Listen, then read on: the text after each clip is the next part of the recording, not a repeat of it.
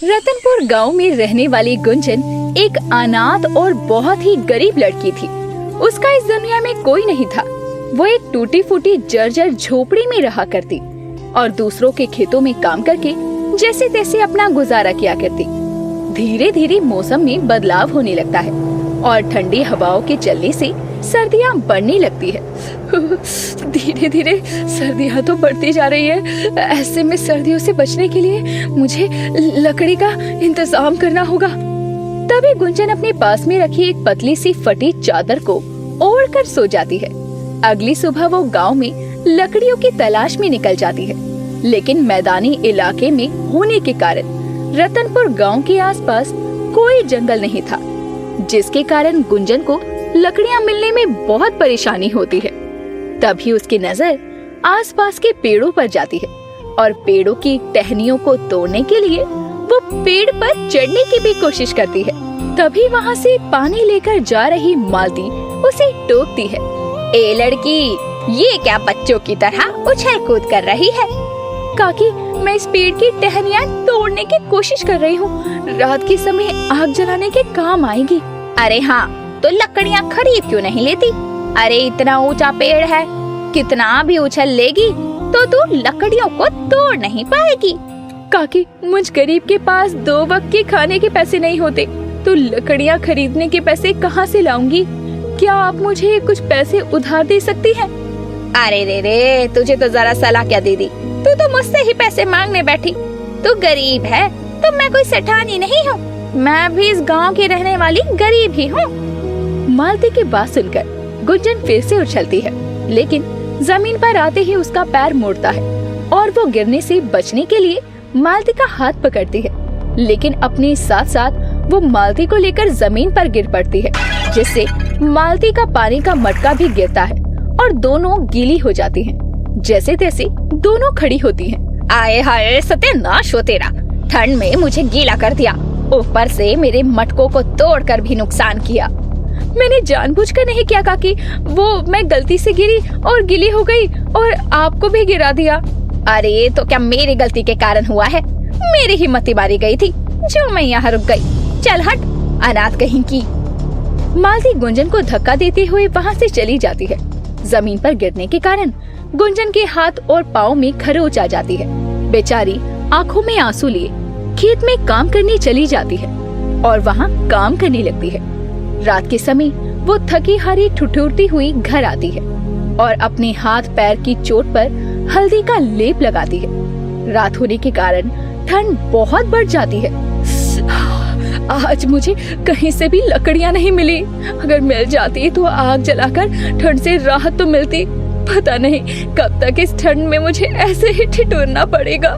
बढ़ती रात के साथ ठंडी हवाएं तेज हो रही थी, जिसके कारण गुंजन कांपने लगती है। कुछ देर में उसके दरवाजे पर दस्तक होती है। अरे, इस समय दरवाजे पर कौन आ सकता है? लगता है जाकर देखना ही पड़ेगा। गुंजन जाकर दरवाजा खोलती है। वो देखती है कि एक बुढ़िया ठंड में ठिठुरती हुई उसके दरवाजे पर खड़ी होती है। अम्मा, आप कौन हो और इतनी रात गए बिना कंबल चादर के ठंड में घूम क्यों रही हो? बेटी, मैं दूसरे गांव जा रही थी, लेकिन अंधेरे के कारण रास्ता भटक गई हूँ और ठंड भी बहुत लग रही है।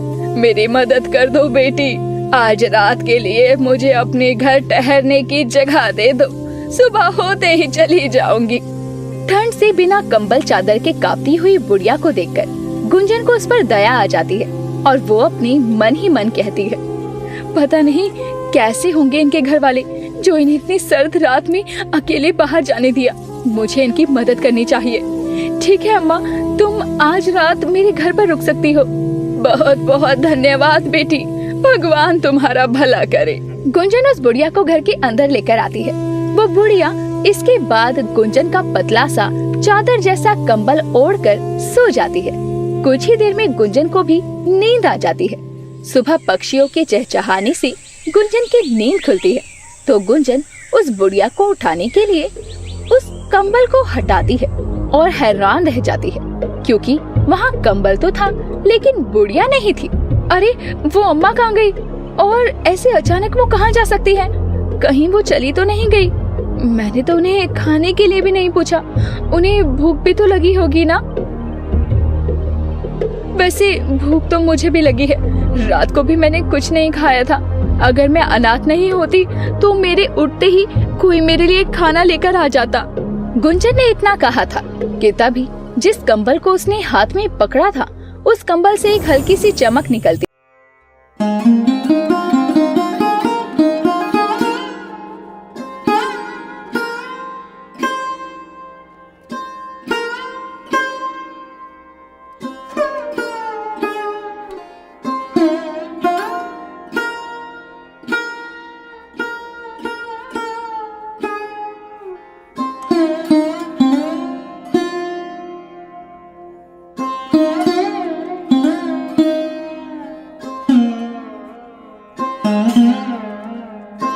के लिए दिया था, जिसे वो अपने हाथ में लेकर कहती है, कहीं ये कोई जादुई कंबल तो नहीं? लेकिन आज से पहले तो इस कंबल ने ऐसा चमत्कार नहीं किया। हो सकता है वो बुढ़िया जादुई थी और जब उसने इस कंबल को ओढ़ा तो ये भी जादुई हो गया। गुंजन समझ जाती है कि उस बुढ़िया के जरिए ये जादुई कंबल उसके पास आया, जिसके बाद वो उस जादुई कंबल से अपनी जरूरत की चीजों को प्रकट करती है, जैसे अपनी टूटी फूटी झोपड़ी को पक्के घर में बदल देती है और घर में सारी सुख सुविधाएं भी ले आती है। लेकिन रातों रात गुंजन के हालातों को बदलता देखकर सभी गांव वाले दंग रह जाते हैं। अरे ना जाने कौन सी लॉटरी लग गई है इस अनाथ गरीब लड़की की, जो इतना बढ़िया घर हो गया है इसका। अरे सही कह रही हो बहन। अरे इसके जितनी कृपा भगवान का भी हम पर भी कर दे तो थोड़ा हमारा भी भला हो जाए। मालती अपने पड़ोसन से बातें कर रही थी कि तभी नशे में झूमता हुआ वहाँ उसका पति मंगलू आ जाता है। ए मालती, तू चिंता क्यों करती है? तुझे मैं ऐसा घर क्या महल बना कर दूंगा, महल। आए हाय, पीकर सड़क पर भटकने वाला तेरा पति तुझे महल बना कर देगा। मालती सुन रही है ना इसकी बातें? इसकी बातों में फंस कर ही तो जिंदगी बर्बाद हो गई बहन मेरी। ना जाने कौन सी घड़ी में इस शराबी से शादी हो गई थी मेरी। मंगलू नशे में झूमता हुआ गिरने लगता है। तभी मालती उसे संभाल लेती है। कौन शराबी? किसने पी शराब? मैंने तो नहीं पी। ए मालती, तू कब से पीने लग गई? हाँ, हे भगवान, जब संभाला नहीं जाता तो इतनी पीते क्यों हो? चलो घर, वरना यहीं छोड़कर चली जाऊंगी।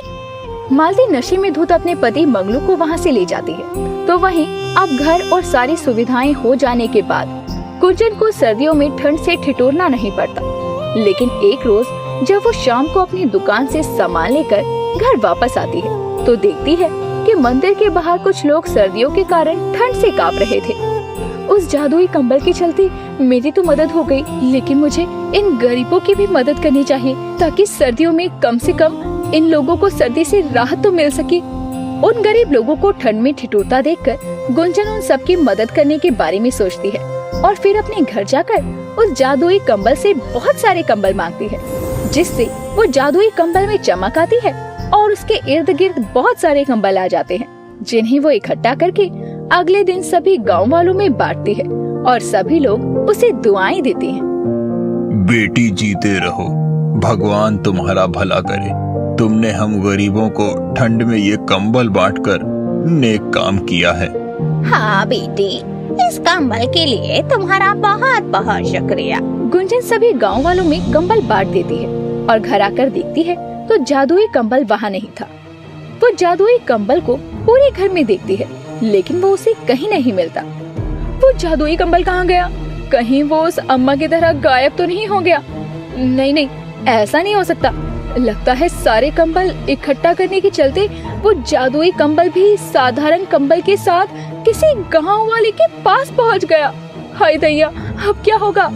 इधर गुंजन जादुई कंबल के न मिलने से परेशान थी, तो वहीं मालती अपने पियक्कर पति के रोज रोज के तमाशे से तंग आ चुकी थी। मैं ये रूखा सूखा नहीं खाऊंगा, नहीं खाऊंगा। अच्छा, ये रूखा सूखा नहीं खाओगे तो मत खाओ, क्योंकि भगवान छप्पर फाड़ कर तुम्हारे लिए पकवान नहीं भेजने वाले। मैं तुम्हारा पति हूँ, तुम मुझसे ऐसे बात नहीं कर सकती। अरे पति वाला कोई काम किया है तुमने? अरे कुछ भी खरीद कर नहीं दिया है आज तक। ये देखो, भीख में मिले कंबल को ओढ़कर काम चलाना पड़ रहा है। मन तो करता है तुम्हें 2-4 खींच कर थप्पड़ लगाऊं। मालती के इतना कहते ही कंबल से हल्की चमक आती है और मंगलू को हवा में 2-4 चाटे पड़ते हैं तो उसका सर चकराता है और वो गिर पड़ता है। हाय हाय, ये हवा में थप्पड़ कहाँ से लग गए ने? कहीं मेरे बोलने से तो नहीं? नहीं, मेरी जुबान काली थोड़ी है। अरे कौन पागल है? जाकर खोलती हूँ दरवाजा, पता चले दरवाजा तोड़ दे। उसके इतना बोलते ही दरवाजा टूटकर गिर पड़ता है। ये देखकर तो मालती के होश उड़ जाते हैं। वो समझ नहीं पाती कि उसके बोले पर कैसी चीजें सच हो रही हैं। हे भगवान, कहीं मेरी जुबान सच में तो काली नहीं हो गई? नहीं, मैं अभी कुछ नहीं कहूँगी। मालती के मुंह से निकली बातें जादुई कंबल के कारण सच हो रही थी, लेकिन वो अपनी जुबान को काला समझकर कुछ भी बोलने से बचती है। तो वहीं गुंजन उस जादुई कंबल को गांव के हर एक घर में ढूंढती है। एक रोज मालती उस कंबल को धोकर सुखा देती है और उसकी नजर अपनी पड़ोसन के सूख रही साड़ी पर जाती है। कितनी सुंदर साड़ी ली है कांता ने। अगर मेरा पति पैक करना होता तो इससे अच्छी साड़ियाँ खरीद पाती। हाय दैया, कितनी सुंदर साड़ियाँ हैं। इस बार तो मुंह से निकली अच्छी बात भी सच हो गई। यानी सच में कोई तो जादू हुआ है मेरी जुबान पर। मालती इसे अपनी जुबान का कमाल समझकर साड़ी को लेकर खुशी खुशी घर चली जाती है। तो ये सब कुछ वहाँ से गुजर रही गुंजन देख लेती है और वो जादुई कंबल की चमक को देखकर उसे पहचान जाती है और फिर उस कंबल को लेकर घर लौट आती है। अच्छा हुआ ये जादुई कंबल मुझे समय रहते मिल गया, किसी गलत हाथ में नहीं गया, वरना कोई भी इस जादुई कंबल का गलत फायदा उठा सकता था। मेरे ख्याल से इस कंबल को किसी जरूरतमंद के पास होना चाहिए। गुंजन को वो जादुई कंबल वापस मिल जाता है, जिसका इस्तेमाल वो लोगों की मदद के लिए किया करती। एक रात फिर से उसके दरवाजे पर दस्तक होती है। गुंजन दरवाजा खोलती है तो बाहर वही बुढ़िया खड़ी हुई थी। अम्मा, आप आइए ना, अंदर आइए। आप कहाँ गायब हो गई थी? मैं आपको शुक्रिया भी नहीं कह पाई। बेटी, क्या तुम आज रात मुझे अपने घर में ठहरने दोगी? हाँ अम्मा, क्यों नहीं। बेटी, तुम दिल की बहुत अच्छी हो। मैंने सुना है कि तुमने अपने साथ साथ गांव के लोगों की भी मदद की है।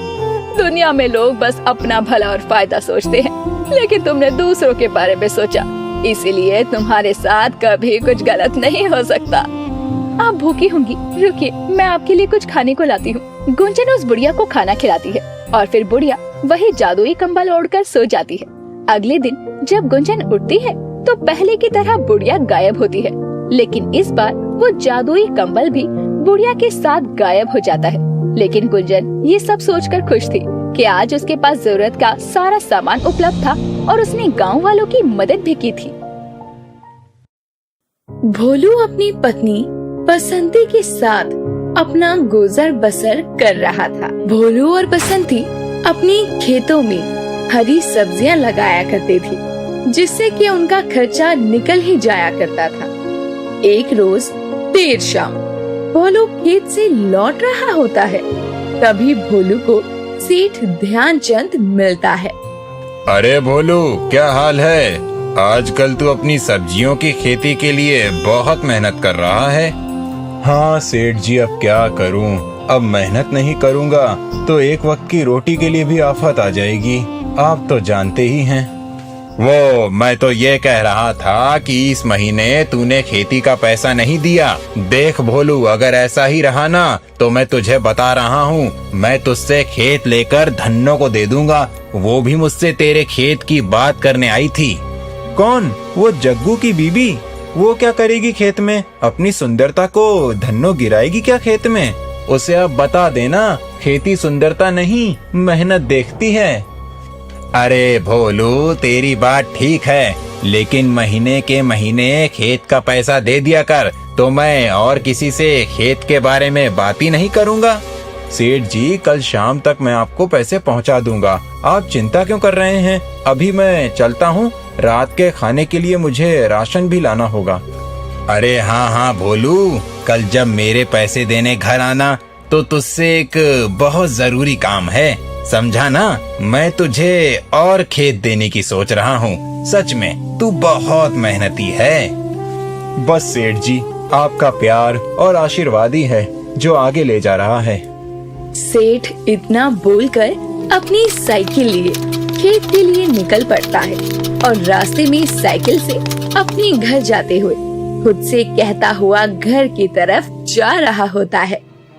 कल इसे जैसे भी मैं वो गुफा के पास वाला खेत दे दूंगा। भले ही इसके कम पैसे आए, लेकिन उस खेत को पूरे गांव में अगर कोई ले सकता है तो वो है ये मूर्ख भोलू।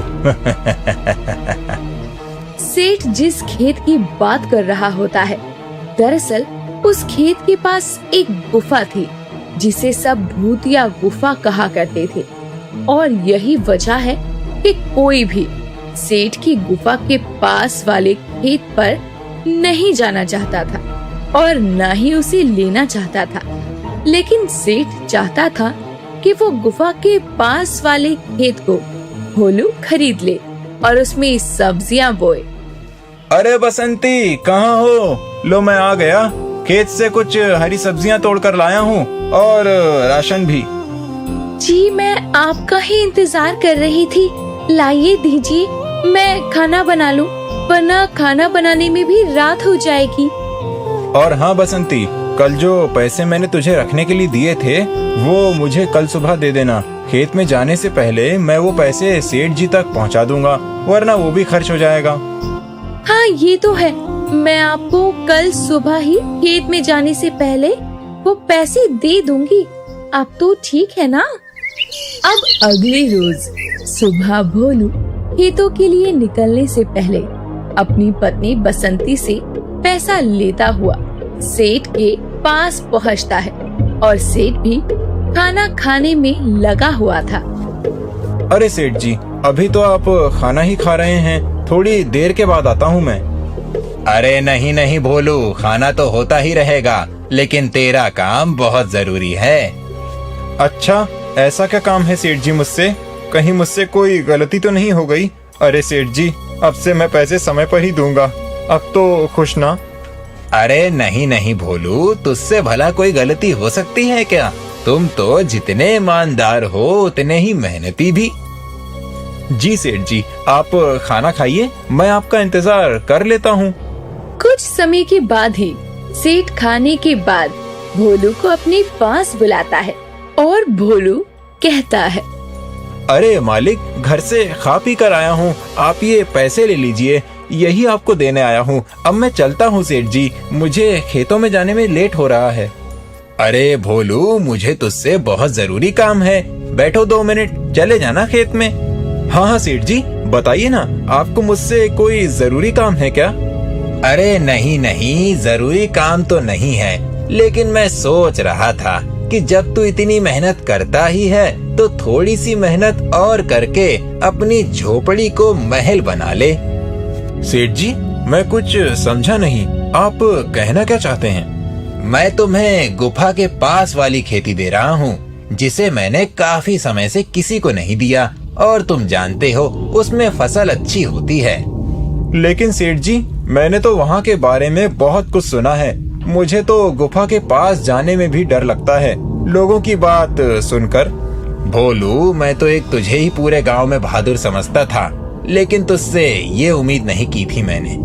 ठीक है सेठ जी, आपको लगता है मैं उस खेत में अच्छी फसल उगा लूंगा, तो मैं तैयार हूँ आपके खेत को लेने के लिए, लेकिन मैं उसके कम पैसे दूंगा, बाकी आपकी मर्जी। तू जितने पैसे देगा मैं खुशी खुशी रख लूंगा, तो मैं समझू ना कि अपनी डील पक्की। बस आप अगले महीने का इंतजार कीजिएगा सेठ जी। हाँ हाँ, चल अब जा, तुझे भी खेत के लिए लेट हो रहा होगा। अब जैसे ही भोलू उस खेत में हल चलवाता है, ये खबर आग की तरह फैल जाती है कि भोलू ने गुफा के पास वाली भूतिया जमीन को खरीद लिया है। ये सुनकर हर कोई हैरान था। एक रोज भोलू खेत में काम कर रहा था, तभी जग्गू और धन्नू अपने खेत में जा रहे होते हैं और भोलू को देखकर कहते हैं, अरे ओ भाई साहब, ये क्या सुन रहे हैं हम? गुफा के पास वाली जमीन को खेती के लिए लिया है क्या आपने? लेकिन वो तो भूतिया चुड़ैल राक्षस तक की है, उनमें आप काहे घुस रहे हैं? अरे धन्नो भाभी, कभी डर लगेगा तो आपको बुला लूंगा, आप चिंता क्यों करती हो? अरे ना ना ना दैया रे दैया, मैं का मेरा तो साया भी उस गुफा के पास ना जाए। सुना है वो गुफा रहस्य से भरा हुआ है, उसमें खजाना भी है भोलू भैया। अरे सुना तो हमने भी यही है कि उस गुफा में ढेर सारा खजाना है, लेकिन आज तक उस मुई गुफा में जो भी गया है ना, वो वापस लौट कर नहीं आया है। और वैसे भी बांस से तो ढकी हुई गुफा है, वो कौन ही जाएगा उसमें। वैसे खजाने के अलावा कुछ खाने पीने की भी चीज मिलती है क्या? अगर ऐसा हुआ तो मैं तो उस गुफा में जाने के लिए तैयार हूँ। अरे ना ना, हमको भरी जवानी में विधवा ना ही होना है। धन्नो और जग्गू तो वहाँ से खेत की तरफ चले जाते हैं, लेकिन खाने से जग्गू के मन में लालच आने लगता है और वो अपनी पत्नी को खेत में काम करते छोड़कर गुफा की तरफ बढ़ने लगता है। अरे ओ जी, कहाँ को हो लिए? आपको कितनी बार मना किया है, आप भूत या गुफा की तरफ ना ही देखो, वही अच्छा रहेगा। वरना तो कभी कभी हमको लगता है कि वो गुफा हमको भी बुला रहा है। अरे कहाँ जा रहे हैं जी खाने के लालच में उस गुफा में? अरे उमे राक्षस रहता है, राक्षस। आज तो ये आदमी हमको विधवा करके ही मानेगा। अरे सुनिए तो बहरे भटके औलाद, इनकी ये खाने की आदत किसी दिन मुझे जरूर मरवा देगी। जग्गू धन्नो की एक भी बात नहीं सुनता और गुफा की तरफ बढ़ता चला जाता है और आखिरकार जग्गू गुफा में प्रवेश कर ही जाता है। अरे सत्यानाश हो इनका, अब तो मैं पक्का विधवा हो जाऊंगी। अरे भोलू भाई साहब, मेरे पति को बचाइए ना, उस मुई गुफा में चले गए। क्या सच में जग्गू उस गुफा में गया है? रुको, मैं उसे अभी लेकर आता हूँ। अब जैसे ही भोलू उस गुफा में जाता है, वो देखता है चारों तरफ सोने चांदी हीरे भरे हुए थे, लेकिन उन पर सांप बैठा हुआ था। और जग्गू तो एक आईने में बैठा तरह तरह के पकवान खा रहा था। अरे जग्गू, तुम उस शीशे में कैसे गए? मुझे तुम आसपास दिख क्यों नहीं रहे हो? अरे जग्गू, बाहर तो आओ, मुझे तो कुछ भी नहीं चाहिए। हे नाग देवता, मैं तो बस अपने दोस्त को लेने आया हूँ। भोलू ये बोलता है, तभी नाग खजाने से हट जाते हैं, लेकिन जग्गू अभी भी शीशे में ही कैद था। मुझे तो गुफा और इसका रहस्य बिल्कुल भी समझ नहीं आ रहा है। कहीं लालच की वजह से इंसान इसमें कैद तो नहीं हो जाते। और जग्गू को तो बस एक ही चीज का लालच है, और वो है उसका खाना। भोलू कितनी भी कोशिश करता है, लेकिन वो अंदर नहीं जाता। कुछ समय बाद भोलू बाहर आ जाता है। अरे भाई साहब, कहाँ हैं जग्गू जी? वो बाहर काहे नहीं आए? कहीं आपके अंदर जाने से पहले उको मोटा काला राक्षस निगल तो नहीं गया? वो लालच की वजह से एक शीशे में कैद हो चुका है। ये गुफा आपकी मनचाही चीजों को पूरा करती है, बदले में ये आपको एक शीशे में कैद कर लेती है। इन गांव वालों को कहीं तुमने तो नहीं बुलाया ना? अरे हमने गांव वालों को मदद के लिए बुलाया है, ताकि वो जग्गू को इस गुफा से निकाल सके।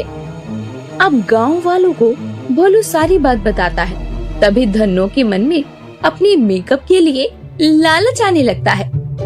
अरे हमरे अंदर अपने मेकअप का लालच उभरने लगा है।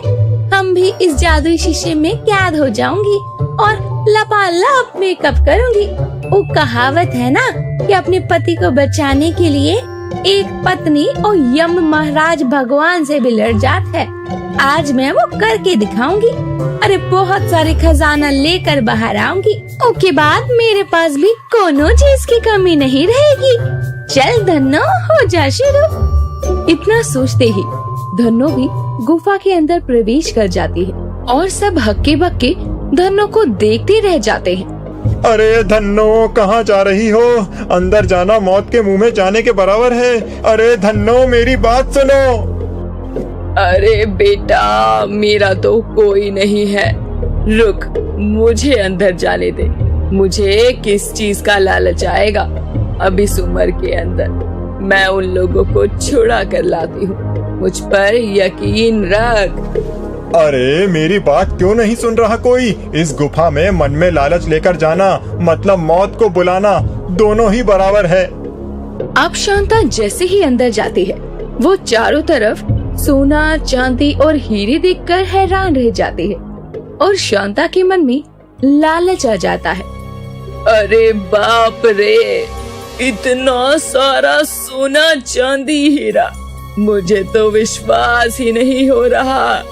इस छोटी सी गुफा में कितना कुछ है। बाहर तो ये बांस से ढकी हुई एक खंडर की तरह लगती थी, लेकिन अंदर से तो क्या ही कहने। अब शांता की नजर पास रखे आईने पर जाती है, जिसमें जग्गू खाना खा रहा था और धन्नो मेकअप करती हुई नजर आ रही थी। बस अब शांता भी कुछ देर बाद खुद को उन दोनों के बीच पाती है। दरअसल शांता को एक पल के लिए उस शीशे के अंदर अपनी जवान प्रतिमा नजर आई थी, जब वो अपने दिनों में जवान हुआ करती थी। और अपने आप को शीशे के अंदर जवान देखकर शांता के मन में भी लालच उभर आता है, जिस वजह से वो जैसे ही उस शीशे की तरफ देखती है, उसमें कैद हो जाती है और खुद से कहती है, अरे सत्यानाश हो, मेरे मन में भी लालच आ गया और मैं इस शीशे में कैद हो चुकी हूँ।